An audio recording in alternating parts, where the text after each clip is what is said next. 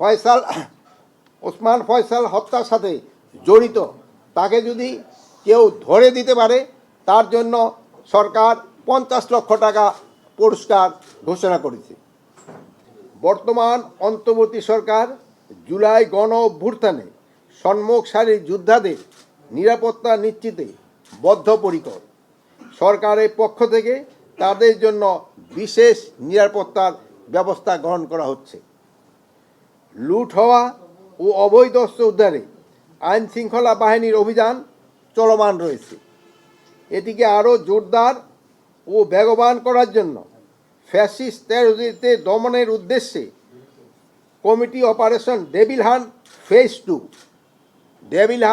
Phase 2 অবিলম্বে চালু করার সিদ্ধান্ত গ্রহণ করা হয়েছে।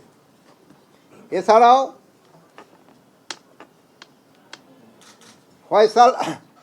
ওসমান ফয়সাল হত্যার সাথে জড়িত তাকে যদি কেউ ধরে দিতে পারে তার জন্য সরকার 50 লক্ষ টাকা পুরস্কার ঘোষণা করেছে।